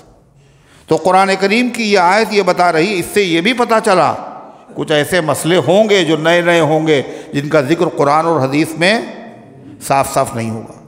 جن مسائل کا ذکر قرآن میں صاف صاف نہ ہو، انہی نئے نئے مسائل میں ضرورت کس کی ہوگی؟ علماء سے مسئلہ پوچھنے کی ہوگی۔ اور وہ جو مسئلہ بتائیں گے وہ مسئلہ کیسا ہوگا؟ اس لیے فرمایا، قرآن نے ایک لفظ کہا یستنبتونہ، استنباط کہتے ہیں کنواں کھود کر کے اس سے پانی نکلنا۔ جو پہلے پانی نکلے سب سے پہلے اس کو کہتے ہیں مائع مستنبت، کنواں کھودنے کے بعد نکالا ہوا پانی۔ تو قرآن اور حدیث کیا ہے؟ کنویں کی طرح ہیں، مگر اس میں سے موتی نکال لینا یہ ہر ایک کے بس کی بات نہیں ہے۔ نئے نئے مسائل کا حل تلاش کر لینا قرآن و حدیث میں یہ سب کے بس کی بات نہیں ہے۔ جنہوں نے یہ کام کیا وہی مجتہدین ہیں، وہی فقہاء ہیں بڑے بڑے چار، حضرت امام ابو حنیفہ، امام شافعی، امام احمد بن حنبل، امام مالک رحمۃ اللہ علیہ، اور بہت سارے ہوئے علماء۔ لیکن یہ چار ایسے ہیں دنیا نے جن کی فقاہت کو، جن کے اجتہاد کو تسلیم کیا اور ان کے قرآن و حدیث سے بیان کیے وہ نکالے وہ مسائل پہ دنیا عمل کرتی۔ تو اللہ تعالیٰ نے کیا ارشاد فرمایا؟ وَلَوْلَا فَضْلُ اللَّهِ عَلَيْكُمْ وَرَحْمَتُهُ۔ یہ جو اللہ قرآن میں کہہ رہا ہے جب کوئی نئی خبر سنو تو ایسے آگے چلتا نہ کرو، بلکہ پہلے تحقیق کر لو، یا ایسے لوگوں کو بتاؤ جو بتائیں یہ مناسب ہے یا مناسب نہیں ہے۔ بے قرآن نے بتایا، طریقہ نہیں بتایا۔ اس طریقے سے امت کو فائدہ ہوگا نقصان؟ بولو، فائدہ ہوا۔ اللہ احسان جتلا رہا ہے اپنا، ایسا حکم نازل کر کے ہم نے تمہارے اوپر بڑا احسان کیا۔ سنیے، وَلَوْلَا فَضْلُ اللَّهِ عَلَيْكُمْ، اور اگر تم پر اللہ کا فضل و کرم نہ ہوتا تو نہ اللہ اپنے نبی کو بھیجتا، نہ نبی پر قرآن نازل کرتا، نہ قرآن کی روشنی سے تمہیں فائدہ اٹھانے کا موقع ملتا۔ فرمایا اللہ تعالیٰ نے وَلَوْلَا فَضْلُ اللَّهِ عَلَيْكُمْ، اور اگر تم پر اللہ کا فضل نہ ہوتا، وَرَحْمَتُهُ، اور اس کی مہربانی نہ ہوتی، لَاتَّبَعْتُمُ الشَّيْطَانَ إِلَّا قَلِيلًا، تو تم سب کے سب شیطان کے پیچھے چل پڑتے، ہے نا؟ اس لیے کہ عقل تو اتنی ہر آدمی کے پاس ہے نہیں جس سے وہ سوچ سکے، حلال و حرام کے مسائل کو حل کر سکے، تو کیا کرتے؟ جو شیطان سمجھاتا اسی کے پیچھے چل پڑتے۔ یہ اللہ کا فضل ہے، کرم ہے، اس نے قرآن نازل کیا، اس نے اپنے حبیب صلی اللہ علیہ وسلم کو بھیجا۔ آج قرآن بھی ہمارے سامنے ہے، حدیث بھی ہمارے سامنے ہے، اور قرآن و حدیث کا سبق سنانے والے علماء بھی ہمارے سامنے موجود۔ اللہ تعالیٰ فرماتا ہے فَقَاتِلْ فِي سَبِيلِ اللَّهِ، تو اے پیغمبر اللہ کے راستے میں جہاد کیجئے۔ لَا تُكَلَّفُ إِلَّا نَفْسَكَ، اور آپ کو پابند نہیں کیا گیا ہے مگر اپنی ذات کا، صرف اپنی ذات کا۔ وَحَرِّضِ الْمُؤْمِنِينَ، اور ایمان والوں کو بھی ترغیب دے دیجئے، شوق ایمان والوں کو بھی دلا دیجئے۔ مطلب کیا ہے؟ اللہ کہہ رہا ہے پیغمبر آپ جہاد کیجئے۔ جہاد کا ذکر اس سے پہلے بھی تھا، قتل و قتال، منافقین کا جبھی تو ذکر آیا بیچ میں۔ اگر کوئی خوف کی خبر سنتے ہیں تو چلتا کر دیتے ہیں، امن کی سنتے ہیں تو چلتا کر دیتے ہیں۔ وہی ذکر ہے اے پیغمبر جہاد کیجئے۔ اس کا پس منظر کیا ہے؟ غزوہ احد کے حالات گزر چکے ہیں تفصیل کے ساتھ۔ تو غزوہ احد جب ختم ہوا تھا تو اس میں مخالف فوج کے جو سالار تھے حضرت ابو سفیان رضی اللہ عنہ، اس وقت وہ رضی اللہ عنہ تو تھے نہیں، تو انہوں نے کہا تھا کہ یہ ہم نے بدر کا بدلہ لیا ہے، اور پھر بدر کے میدان میں پھر ہم آپ سے ملیں گے۔ بدر کے میدان میں، یہ تو احد کے میدان میں لیا بدلہ، لیکن بدر میں تم نے ہمارے 70 مارے تھے نا، اور 70 کو گرفتار کیا تھا، اس لیے اگلی مرتبہ ہماری اور آپ کی ملاقات کہاں ہوگی؟ بولو، میدان بدر میں ہوگی۔ یہ کہا۔ اور شوال کے مہینے میں غزوہ احد ہوا، ذی قعدہ کے مہینے میں وہاں پر مقابلہ ہونا تھا جہاں وعدہ تھا ابو سفیان سے، تو صحابہ زخمی بھی تھے، ابھی شوال اور ذی قعدہ پرانے زخم بھی تھے ان کے، تو آپ نے فرمایا چلو دشمن سے وعدہ ہوا ہے بدر کے میدان کا، چلو مقابلے کے لیے۔ تو سارے لوگ تو ایک جیسی ہمت والے نہ تھے، کچھ اپنے زخموں کی وجہ سے، اور کوئی منافقین بھی تھے وہاں، منافقین سے تو کوئی امید ہی نہیں کہ یہ بھی ٹس سے مس کریں گے، یہ تو غزوہ احد میں کیا کیا تھا 300 نے، ساتھ چھوڑ کے چلے آئے تھے، تو یہ کہاں سے جائیں گے؟ تو اللہ تعالیٰ نے یہ قرآن کی آیت نازل کی، اے پیغمبر اگر بالفرض کوئی نہ جائے آپ کے ساتھ، پھر بھی آپ جائیے دشمن کے مقابلے کے لیے، وعدہ کیا ہے آپ نے۔ ہاں اتنا ضرور ہے کہ آپ ایمان والوں کو بھی شوق دلائیے، آمادہ کیجئے، اگر تیار ہو جاتے ہیں تو اچھی بات ہے، اگر نہیں تیار ہوتے تو آپ اکیلے جائیے۔ اور اس لیے کہ آپ پر ذمہ داری دنیا کی نہیں ہے، آپ ذمہ داری ہر آدمی اپنے ذات کا ذمہ دار ہے۔ آپ اللہ کے حکم پر عمل کیجئے، اور جب آپ اللہ کے حکم پر عمل کریں گے تو خوف کرنے کی ضرورت نہیں ہے، اللہ کی مدد آپ کے ساتھ ہے، اللہ تعالیٰ ان دشمنوں سے اکیلے آپ کی حفاظت کرے۔ حضور پاک صلی اللہ علیہ وسلم نے اس پہ عمل کیا، صحابہ کو شوق دلایا، وہ زخمی ضرور تھے مگر ایمان والے تھے، 70 صحابہ تیار ہو گئے، اور بدر کے مقام پر اللہ کے نبی صلی اللہ علیہ وسلم کو لے کے پہنچے، مگر ہوا وہی جو اس کا اللہ نے وعدہ کیا تھا قرآن میں، آپ جائیے تو ہماری مدد آپ کے ساتھ ہے۔ صحابہ اللہ کے نبی کے ساتھ پہنچے، مگر دشمن کے دل پر اللہ نے رعب طاری کر دیا، اور کوئی کافر وہاں مقابلے کے لیے نہیں آیا۔ 3 دن آپ نے وہاں قیام کیا، اور وہاں جو مسلمان موجود تھے انہوں نے کاروبار بھی وہاں کیا، اور اس کے بعد خیریت کے ساتھ واپس مدینے آگئے۔ اس کا ذکر سنیے، اللہ فرماتا فقاتل فی سبیل اللہ، تو جہاد کیجئے اللہ کے راستے میں اکیلے، اگر کوئی نہیں جا رہا تو اکیلے۔ کیوں؟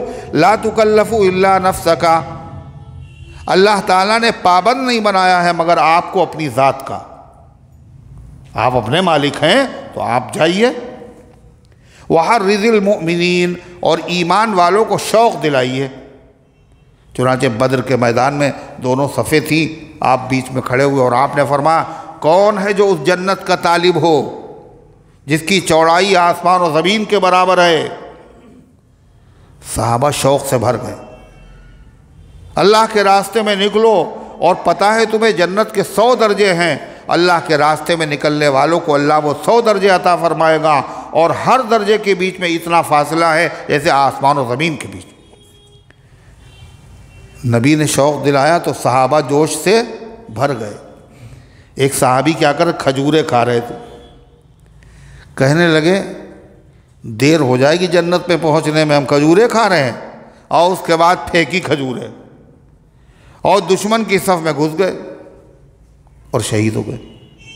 اللہ فرمایا وحرض المؤمنین، اور ایمان والوں کو شوق دلا دیجئے، عسى اللہ، امید ہے۔ اور جب اللہ کہے اپنے نبی سے امید ہے، اس کا مطلب یقینی بات ہے، اللہ کا وعدہ ہے۔ عسى اللہ، امید ہے کہ اللہ تعالیٰ ان یکف باس الذین کفروا، اللہ روک دے گا کافروں کے جنگ کے زور کو، جنگ کی طاقت کو اللہ روک دے گا، آپ اکیلے جائیے۔ واللہ اشد باسا واشد تنکیلا، اور اللہ تعالیٰ جنگ میں زور کے اعتبار سے بڑھا ہوا ہے، اللہ کی جنگی طاقت کے سامنے کسی کی طاقت کچھ نہیں۔ اللہ اگر چاہے تو اکیلے جتنے بھی دشمن ہیں ان سب کو کسی سے لڑنے کی ضرورت نہیں، اللہ خود ہی ختم کر دے، ہے نا؟ لیکن یہ تو امتحان کے لیے ہے بندوں کے، کون آگے بڑھتا کون پیچھے ہٹتا ہے، اور نوازنے کے لیے ہے۔ اللہ تعالیٰ فرماتا واللہ اشد باسا واشد تنکیلا، اور اللہ تعالیٰ زور جنگ میں زیادہ شدید ہیں، واشد تنکیلا، اور سزا دینے میں بھی اللہ تعالیٰ سب سے آگے بڑھا ہوا ہے۔ ان سے کہہ دو چلو، اگر ان میں سے کوئی نہیں جائے گا، اگر نہیں جا رہے ہیں دشمن سے لڑنے کے لیے تو کاہے کے لیے؟ دشمن سے ڈر رہے ہیں۔ ان کو دشمن سے ڈرنا چاہیے، ارے اللہ سے زیادہ ڈرنا چاہیے، اس لیے کہ اللہ تعالیٰ دنیا کے اندر بھی سزا دینے پہ قادر ہے اور آخرت کی سزا تو بہت بڑی۔ پھر اللہ تعالیٰ نے فرمایا من یشفع شفاعۃ حسنۃ یکن لہ نصیب منہا، تم میں سے جو کوئی سفارش کر دے، اچھی سفارش، یکن لہ نصیب منہا، ملے گا اس کو اس میں سے حصہ، اور جو کوئی تم میں سے کرے گا بری سفارش تو اس کی وجہ سے اس کو اس کا حصہ ملے گا۔ اچھے کام میں سفارش کرے گا تو ثواب ملے گا، اور برے کام میں سفارش کرے گا تو گناہ میں شریک ہوگا۔ اور اللہ تعالیٰ وکان اللہ علی کل شیء مقیتا، اور اللہ ہر چیز پر قدرت رکھتا ہے، برائی کرنے والوں کو سزا دینے پہ بھی قادر ہے اور نیکی کرنے والے کو جزا دینے پر قادر ہے۔ قرآن پاک کی اس آیت میں اللہ تعالیٰ نے کسی کو نیکی کا راستہ بتانا، یہ بھی سفارش ہے۔ نہیں سمجھ میں آئی بات؟ کسی کو راستہ بتا دینا یہ بھی کیا ہے؟ سفارش کر دینا، میاں یہ کام کر لو تم، یہ تمہارے حق میں زیادہ مفید ہے۔ تو اللہ نے یہاں سفارش کا ذکر کیا، شفاعت، اور شفاعت کا مطلب سفارش۔ سفارش کا مطلب کیا ہوتا ہے؟ کسی بڑے آدمی کی سفارش کرائیے تو کام بن جائے گا، ہے نا؟ سفارش تو سمجھتے ہیں نا، یہ تو اردو لفظ ہے نا۔ سفارش کہتے کسے ہیں؟ کسی کمزور آدمی کا کوئی کام ہے، اس کی آواز جو ہے سے کام نہیں ہو سکتا، تو آپ اپنی آواز اس کی آواز میں ملا کر کے اس کی آواز کو مضبوط بنا دیں تاکہ اس کا کام ہو جائے۔ سفارش کے شفاع کے معنی عربی میں جوڑنے کے ہیں، کہے کہ جوڑنے کے، یعنی کمزور کی آواز میں اپنی آواز کو جوڑ دیا تاکہ اس کی آواز طاقتور ہو جائے اور اس غریب آدمی کا کام بن جائے۔ سفارش۔ پھر کہا سفارش جو ہے اس کی دو قسمیں ہیں، ایک اچھی اور ایک بری، اور اچھی کا فائدہ ہوگا اور بری کا نقصان ہوگا۔ اچھی سفارش کون سی ہے؟ ایک تو جس کی سفارش کر رہا ہے جس کام کے لیے، وہ کام جائز ہونا چاہیے۔ نہیں سمجھ میں آئی بات؟ وہ کام کیا ہونا چاہیے؟ جائز۔ اگر ناجائز کام ہے اور آپ سفارش کر رہے ہیں تو کیا ہوگا؟ یہ سفارش اچھی نہیں ہے، یہ تو بری سفارش ہے۔ جس چیز کی سفارش کی جا رہی، کیا سفارش کی رہی؟ یہ ہمارے علاقے کے کینڈیڈیٹ ہیں، نمائندے ہیں، اور یہ بڑے اچھے آدمی ہیں، ان کو اگر آپ سپورٹ کریں گے تو پوری قوم کا، محلے کا، ملت کا، سب کا فائدہ ہوگا۔ یہ آپ سفارش کریں، ان کو ووٹ دے دیجئے، اور واقعی وہ آدمی اگر مفید ہے تب تو یہ سفارش ٹھیک ہے، اور اگر آپ کا اس سے کچھ فائدہ وابستہ ہے اور ہے انتہائی خطرناک آدمی تو کیا ہوگا؟ یہ سفارش جائز ہوگی آپ کی۔ تو سفارش پہلے تو وہ جائز کام ہو۔ سفارش کیا ہے؟ یہ آدمی جو ہے ڈیوٹی کرنے کے لائق نہیں ہے، یعنی میڈیکل سرٹیفکیٹ بنا دیا آپ نے۔ اب وہ آدمی جو ہے حالانکہ ٹھیک ٹھاک ہے، صحیح سالم ہے، اس کا کوئی ذاتی کام ہے، اب وہ آیا آپ کے پاس، آپ اگر لکھ دیں گے تو کام ہو جائے گا ہمارا۔ آپ کو پتہ ہے یہ غلط ہے تو آپ لکھ رہے ہیں، یہ کیا ہے؟ یہ بھی سفارش ہے، اور یہ سفارش جائز نہیں ہے۔ تو جائز چیز کی سفارش ہو، اچھی سفارش کے لیے دو چیزیں شرط ہیں، کون کون؟ ایک تو جس کام کے لیے سفارش آپ کرنے جا رہے ہیں وہ کام کیا ہو؟ جائز ہو۔ دوسری چیز جو سفارش کا طریقہ ہے وہ بھی ٹھیک ہو۔ سفارش کا طریقہ ٹھیک ہو مطلب یعنی آپ اس سے جا کر کے یہ کہیے یہ خیر کا کام ہے، یہ آدمی مستحق ہے اور آپ اس کی مدد کر دیجئے، آپ اگر اس کے سلسلے میں کچھ لکھ دیں گے تو اس کا کام ہو جائے گا، اور واقعی وہ اس کا مستحق بھی ہو، کر دیں گے تو کام ہو جائے گا، اور نہیں کریں گے تو کوئی بات نہیں۔ اگر مصلحت کے خلاف تو نہ کیجئے، لیکن اگر آپ نے کہا یہ کام آپ کو کرنا ہے، سمجھ لیجیے آپ، یعنی اس پہ زور و دباؤ ڈال رہے، یہ کام آپ کو کرنا ہی ہے، اور اگر نہیں کیا تو پھر دو ہاتھ کریں گے آپ سے. یہ کیا ہے؟ یہ دباؤ ڈالنا، یہ سفارش نہیں ہے، یہ دباؤ ڈالنا. یعنی اس کا مطلب یہ ہوا اپنا مال ہمیں دے دو. کوئی آدمی زبردستی کہے اپنا مال ہمیں دے دو تو یہ جائز ہے؟ کہا ہم تو اس لیے کر رہے ہیں، دباؤ ڈال رہے ہیں تاکہ اس غریب آدمی کا بھلا ہو جائے. تو کہا ہم اس لیے چوری کر رہے ہیں تاکہ اس غریب آدمی کی، غریب بچی کی شادی ہو جائے. ارے غریب بچی کی شادی کرانے کے لیے چوری کرنا صحیح ہو جائے گا؟ یہ اسلام ہے. دباؤ نہیں ہونا چاہیے. سفارش کا مطلب دباؤ تھوڑی ہوتا ہے. سفارش کر دیے، اگر مان لی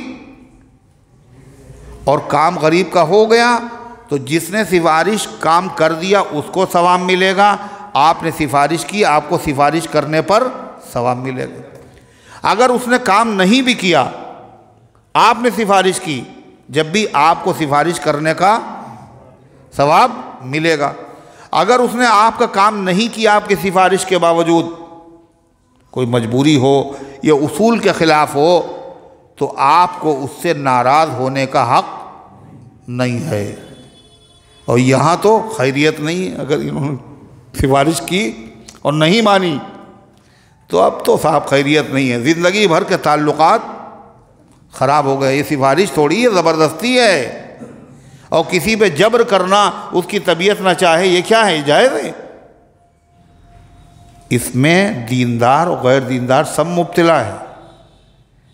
ارے ہے یا نہیں بتائیے آپ؟ مطلب سفارش کرانے جاتے اسی امید کے اوپر یہ مانے گا ہماری بات، اور اگر نہیں مانتا ہے تو پھر واقعی لڑائی ہوتی ہے نا. سلام ہو محمد الرسول اللہ صلی اللہ علیہ وسلم پر. آپ نے پورے قرآن پاک کو پڑھایا بھی امت کو زبان سے، اور آپ نے قرآن پاک پر عمل کر کے امت کو دکھا دیا. یہی تو سیرت ہے. جو قرآن ہے وہی نبی کی سیرت ہے. حضور پاک صلی اللہ علیہ وسلم کی زوجہ مطہرہ عائشہ صدیقہ رضی اللہ عنہ، ان کی ایک خادمہ، ایک کنیز تھی، ایک باندی تھی. ان کا نام تھا حضرت بریرہ. کیا نام تھا؟ حضرت بریرہ رضی اللہ عنہ. ان کے شوہر کا نام تھا مغیث. اور میاں بیوی میں بڑی محبت. وہ تو نکاح کی وجہ سے ہوتی ہی محبت. مگر وہ غلام تھے اور بریرہ کنیز تھی. عائشہ صدیقہ رضی اللہ عنہ نے حضرت بریرہ کو آزاد کر دیا. اب شوہر غلام اور بیوی کیا ہوگا؟ آزاد ہے. تو جب بیوی آزاد ہو جائے، شوہر غلام ہو، تو شریعت نے بیوی کو حق دیا ہے چاہے اپنے غلام شوہر کے ساتھ رہے اور چاہے نہ رہے. تو بریرہ تو ہو گئی آزاد. انہوں نے کہہ دیا مغیث سے، اب ہم بھائی تمہارے ساتھ تو رہیں گے نہیں، تم ہو غلام، ہم اپنے کہیں اور جا کے نکاح کریں گے. اور محبت ان کو بہت تھی، زبردستی تو کر نہیں سکتے تھے.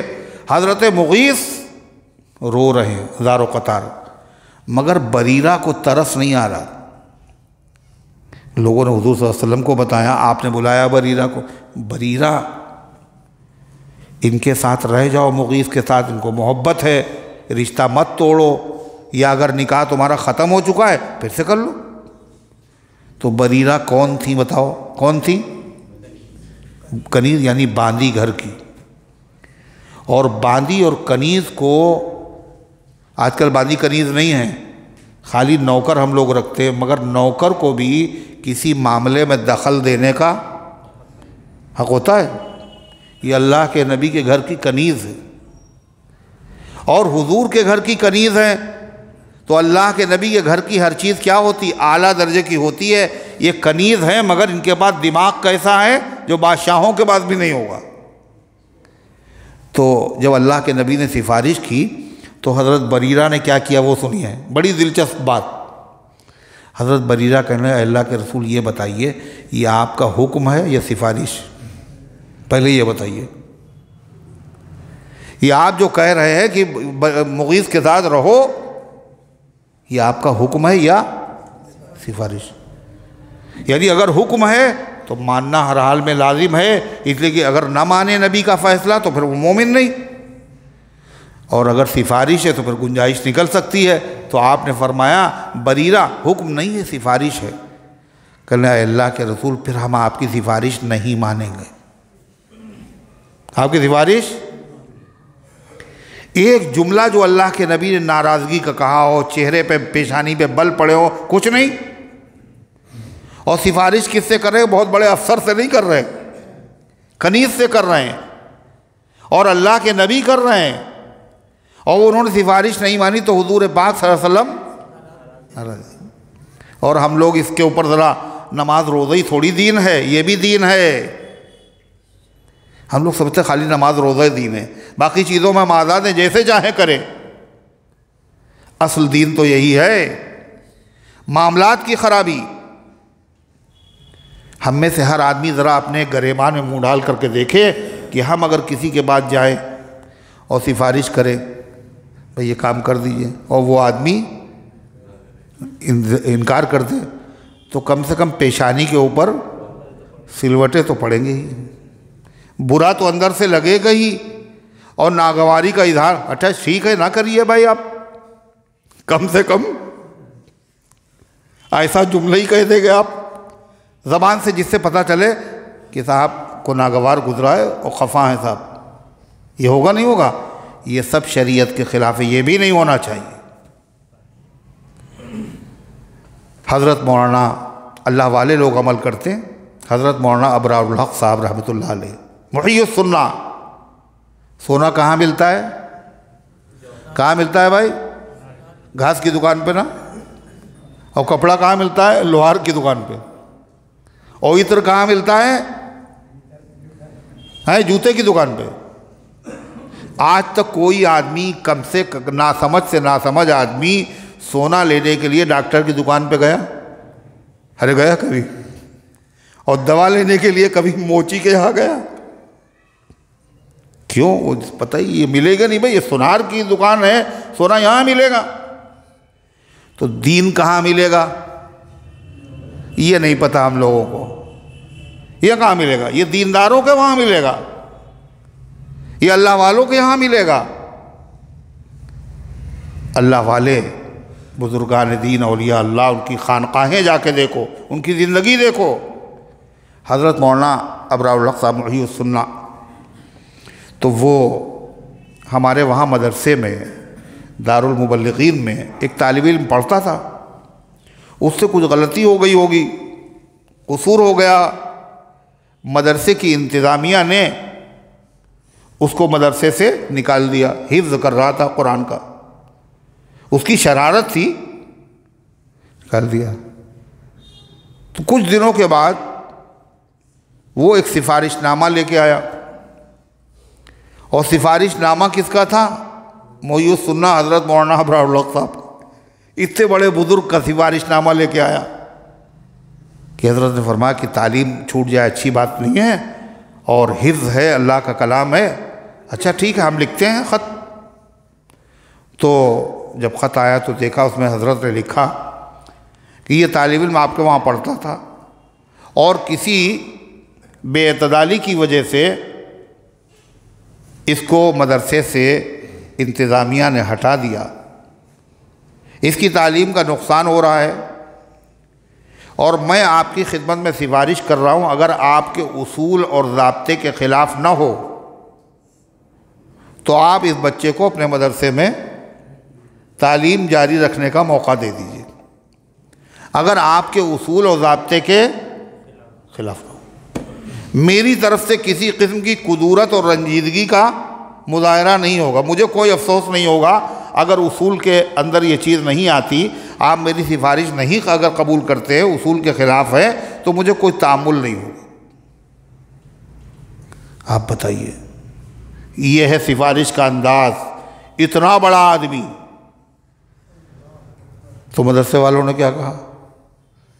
اب حضرت نے سفارش کی ہے، وہ تو بزرگ بھی ہیں، دعا بھی کی ہوگی، تو اس بچے کو رکھ لینا ہی میری سعادت ہے، اچھی بات ہے، ٹھیک ہے۔ لیکن دکھا تو دیا دین اس کو کہتے ہیں۔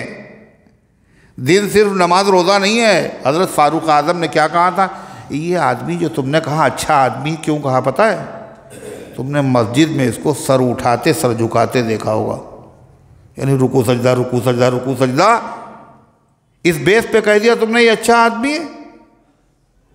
کبھی تم نے قرض دیا، کبھی تم نے قرض لیا، کبھی تم پڑوس میں رہے، کبھی تم نے سفر کیا اس کے ساتھ، یعنی کسی کو پرکھنے کے یہ طریقے ہیں، اور یہ نہیں دینداری خالی نماز روزہ کر لیا۔ اور ہم لوگ یہی کر لیں تو کیا سمجھتے ہیں؟ 2 رکعت نماز پڑھنے کے بعد انتظار کرتے ہیں کھائے کا کہ جبریل نہیں آئے، ابھی جبریل نہیں آئے، کہ اتنے دن سے نماز پڑھنے کوئی فائدہ ہی نہیں ہو رہا ہے، جیسے لگتا قرضہ ہو۔ اللہ تعالیٰ نے کیا ارشاد فرمایا؟ من یشفع شفاعۃ حسنہ، جو آدمی سفارش کرے اچھی سفارش، یقل لہ نصیب منہا، تو اس کو اس میں سے ملے گا حصہ، ثواب اس کو بھی ملے گا۔ آپ نے صحابہ سے کہا جب کوئی آدمی میرے پاس آیا کرے ضرورت مند تو تم لوگ اس کی سفارش کر دیا کرو، صحابہ سے کہا۔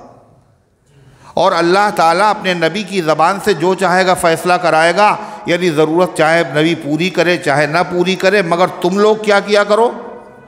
سفارش کر دیا کرو۔ اسے سفارش جب تم کرو گے تو تمہیں تو ثواب مل ہی جائے گا۔ ایک بزرگ کا واقعہ، دوسرے بزرگ دارالعلوم دیوبند کے شیخ الحدیث حضرت مولانا عبدالحق صاحب رحمۃ اللہ علیہ، میرے استاد العلماء، بڑے بزرگ آدمی تھے۔ تو بچے جو تھے مدرسے کے، جب کوئی بات ہوتی تھی تو انتظامیہ میں سفارش کرنے کے لیے انہی کے بعد جاتے تھے، اس لیے کہ ہر استاد سفارش نہیں کرتا تھا، وہ کر دیتے تھے، وہاں دروازہ کھلا ہوا ہے، جو پہنچا سفارش، کوئی ایسا آدمی نہیں ہے جس کی انہوں نے سفارش نہ کی، جو بھی پہنچ جائے۔ اور کیوں کرتے تھے؟ انہوں نے پہلے ایک خط لکھا، کہاں؟ دفتر اہتمام میں، جہاں معتمین صاحب بیٹھتے ہیں، کہ بھئی دیکھیے حدیث میں آتا ہے کہ حضور صلی اللہ علیہ وسلم نے صحابہ سے کہا تم لوگ سفارش کر دیا کرو تمہیں ثواب ملے گا۔ اس لیے اس حدیث پر عمل کرنے کے لیے میرے پاس جو بھی آئے گا میں سفارش کروں گا تاکہ مجھے ثواب مل جائے۔ آپ کے اصول و ضابطے کے مطابق آئے تو مان لینا، اور نہ آئے تو نہ ماننا، ہم اپنا ثواب کیوں ضائع کریں؟ دیکھا آپ نے، یہ ہے قرآن پر عمل۔ اللہ ہمیں سمجھنے کی بھی توفیق دے اور اللہ ہمیں عمل کی بھی توفیق دے۔ اللہ تعالیٰ نے فرمایا وَمَن يَشْفَعْ شَفَاعَةً سَيِّئَةً، اور جس آدمی نے بری سفارش کی، بری سفارش کا مطلب ناجائز کام کی سفارش کی، کہنے یہ آدمی جو ہے رشوت میں پکڑا گیا، کہنے چھوڑ دیجئے اس کو، رشوت میں پکڑا گیا، جرم کیا، چھوڑ دیجئے، چوری کیے چھوڑ دیجئے، بغیر سزا کے چھوڑ دیجئے، یہ کیا ہے؟ جائز نہیں ہے۔ جوا کھیلتے ہوئے پکڑا گیا، سفارش کرنے پہنچ گئے، کہنے ان کو چھوڑ دیجئے، یہ تو مذاق ہو گیا۔ تو ناجائز کام کی سفارش اگر کی تو بری سفارش ہے، یا کام تو وہ ناجائز تھا اوپر سے دباؤ بھی ڈال لیں، خیریت نہیں اگر آپ نے میرا کام نہیں کیا، تو کریلا اور نیم چڑھا ہو گیا۔ اور اگر وہ جائز کام تھا مگر آپ نے سفارش کی اور دباؤ ڈالا تو جائز کام تو ہوا مگر یہ طریقہ آپ کا غلط تھا، اس کا آپ کو گناہ ہوگا۔ ارشاد فرمایا اللہ تعالیٰ نے، جس نے ووٹ دیا وہ تو الگ مسئلہ ہے، مگر جس نے سفارش کی کہ ان کو سپورٹ کر لینا، یہ ہمارے آدمی ہیں، اور وہ آدمی ٹھیک ہے نہیں، تو یہ بری سفارش ہے، اس کے انجام میں بھی بھگتنا پڑیں گے۔ اور ووٹ دینے والا بھی، جو ووٹ دے رہا ہے وہ ووٹ دینے والا بھی سفارش کرتا ہے ووٹ دے کر کے، کیا کہ یہ کینڈیڈیٹ جو ہے یہ اس لائق ہے جو علاقے کی، قوم کی، ملت کی خدمت کرے گا، اور یہ آدمی جتنے لوگ کھڑے ہوئے ہیں ان میں سب سے زیادہ اچھا ہے۔ اور آپ کو پتہ یہ اچھا نہیں ہے، سب سے تو اچھا نہیں ہے، مگر ان سے تعلقات ہیں، یہ ہمارے رشتہ دار ہیں، یہ ہمارے دوست ہیں، یا ان سے ہمارا کچھ کام بن جائے گا، اور آپ نے دے دیا ووٹ۔ تو یہ جو ووٹ آپ دے رہے ہیں یہ کیا کر رہے ہیں؟ آپ غلط سفارش کر رہے ہیں۔ آپ یہ ووٹ صرف ہار جیت کا کھیل نہیں ہے، یہ ہار جیت کا صرف کھیل نہیں ہے، یہ شریعت سے جڑا ہوا ہے۔ آپ نے اگر ایسا کیا تو کیا ہوگا؟ آپ کے اوپر گناہ ہوگا، اللہ کے وہاں آپ کی پکڑ ہوگی، وہ غیر مستحق تھا، آپ نے اس کی سفارش کیوں کی؟ اللہ آگے کیا کہہ رہا ہے؟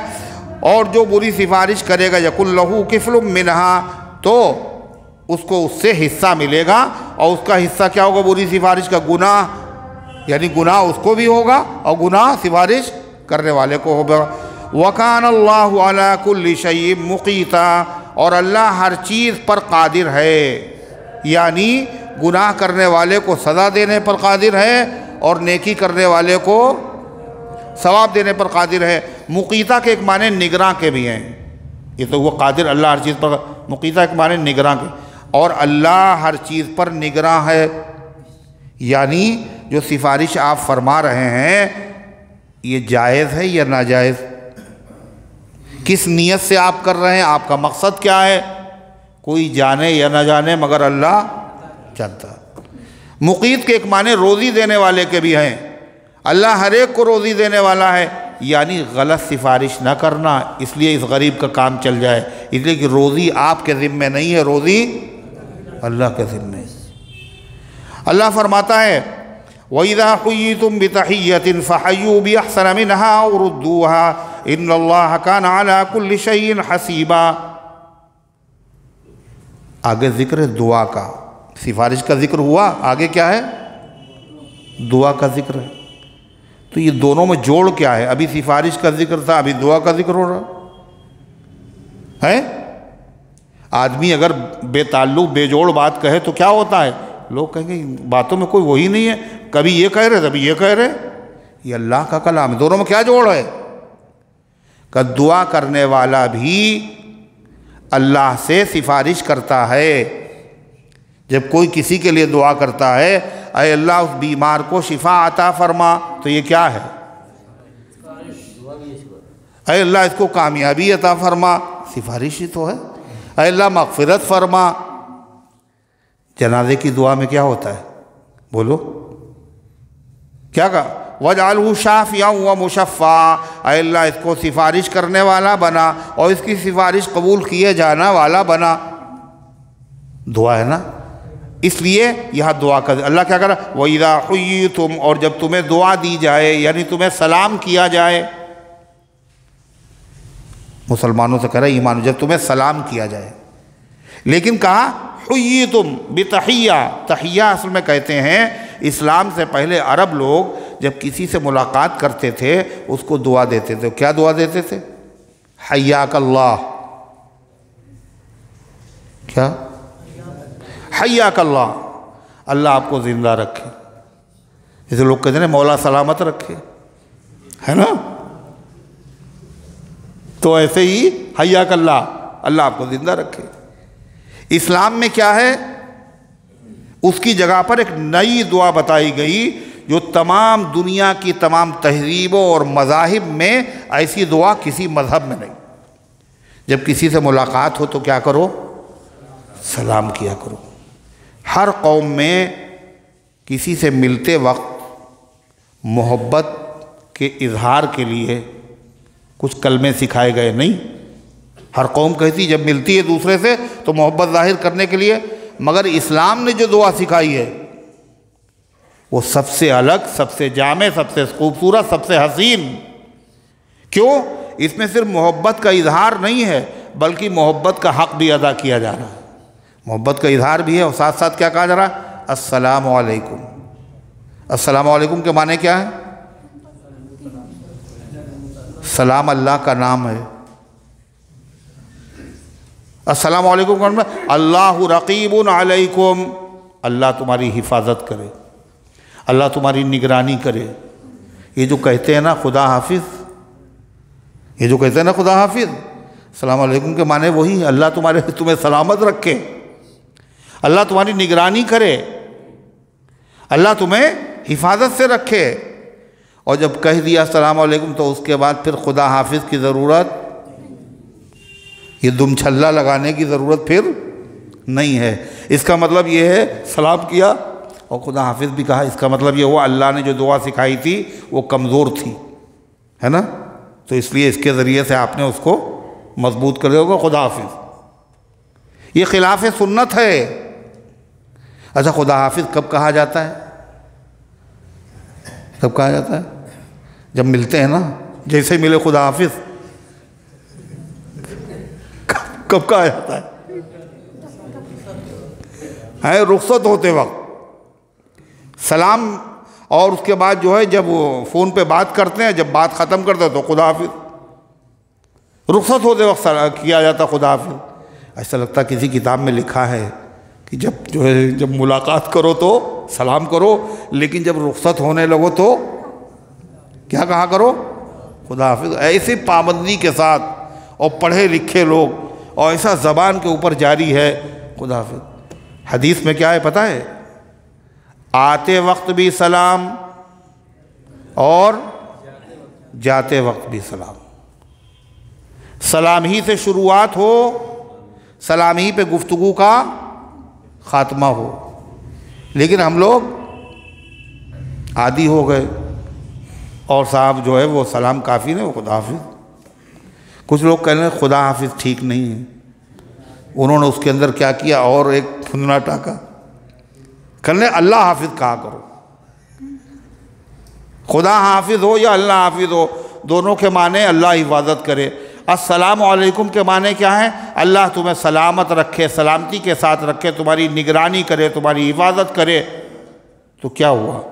یہ اللہ کا سکھایا ہوا ہے اور وہ بندوں کا جاری کیا ہوا ہے. تو کون سا بڑھیا ہے؟ دنیا کی نعمتیں اچھی ہیں، جنت کی نعمتیں اچھی ہیں، ہے نا. تو یہ سلام جو ہے یہ دنیا کا تھوڑی ہے، یہ تو جنت والا ہے. یہ سلام کہاں کا ہے؟ جنت کا ہے. اللہ تعالیٰ نے حضرت آدم علیہ السلام میں روح پھونکی، اور پھونکنے کے بعد کہا یہ جو فرشتے بیٹھے ہیں جاؤ ان سے جا کے کہو السلام علیکم. تو آدم علیہ السلام نے جا کے کہا السلام علیکم. انہوں نے کہا وعلیکم السلام ورحمۃ اللہ وبرکاتہ. اللہ تعالیٰ فرما آدم تمہارا اور تمہاری اولاد کا آج سے یہی سلام رہے گا. کس کا سکھایا ہوا؟ اللہ. وَسَلِّمُوا عَلَىٰ أَنفُسِكُمْ تَحِيَّةً مِّنْ عِنْدِ رَبِّكُمْ. کہا جب تم اپنے گھر پہ جایا کرو، اللہ کہہ رہا ہے تو سلام کر لیا کرو. یہ دعا ہے جو تمہارے رب کی طرف سے سکھائی گئی ہے. اس سے کیا ہوگا؟ کیا ہوگا؟ اس سے کیا ہوگا؟ گھر میں فاقے ہوں گے. کیا ہوگا اس سے؟ کیا ہوگا؟ آپ نے فرمایا اگر گھر پہ جائے، انس جب گھر پہ جایا کرو تو گھر پہ جانے کے بعد سلام کیا کرو. سلام کرنے سے کیا ہوگا؟ تمہارے لیے بھی برکت ہوگی اور گھر والوں کے لیے بھی برکت ہوگی. اور برکت ہم لوگوں کو چاہیے ہے نہیں، یہ بھی تو کہو ساتھ میں. اس لیے سلام کرتے ہیں اجنبی آدمی سے، اور گھر والے کوئی اجنبی تھوڑی ہیں، وہ تو گھر ہی میں رہتے ہیں، وہ تو گھر والے ہی ہیں. اور گھر کی مرغی ان کو سلام کرنے کی کیا ضرورت ہے؟ ان کو دعا دینے کی کیا ضرورت؟ اور پھر گھر میں ہے کون؟ گھر میں ہے کون؟ بیوی صاحبہ ہے، بچے ہیں. بتائیے ہم ابا ہو کے بچوں کو سلام کریں؟ ہم ابا ہیں، دادا ہیں، اور پوتوں کو سلام کریں؟ کوئی بات ہوئی؟ شوہر ہے بہرحال، اور شوہر کا درجہ بیوی سے زیادہ ہے. وہ شیطان نے کیا کہا تھا؟ اللہ میاں ہم ان کو سجدہ کریں، ہم آدم کو سجدہ کریں، انا خیر منہ، ہم ان سے اچھے ہیں. اسی لیے اس نے سجدہ نہیں کیا.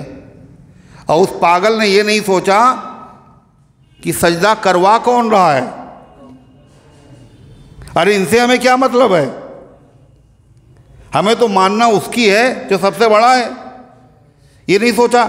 تو یہاں بھی سلام کے بارے میں یہ سوچ رہے ہیں ہم تو دادا ہیں اور ہم تو شوہر ہے اور یہ بیوی ہے اور یہ پوتے ہیں، یہ چھوٹے چھوٹے بچے ہیں، ہم ان کو سلام کریں؟ ہماری پوزیشن میں فرق آئے گا. پوزیشن بھی اپنی خود ہی بنا لی. تو یہ بات ہی غلط ہے. اس لیے کہ یہاں سلام کرنے کا جو حکم ہے گھر جا کر کے، یہ کس نے کہا ہے؟ اللہ کا حکم ہے، اللہ کے رسول کا حکم ہے. اس میں آپ پوزیشن دیکھیں گے اپنی. اگر آپ نے پوزیشن دیکھی اور اللہ اس کے رسول کے حکم کو نہیں دیکھا تو دنیا میں جتنے ذلیل ہیں اس سے زیادہ ذلیل ہو جائیں گے.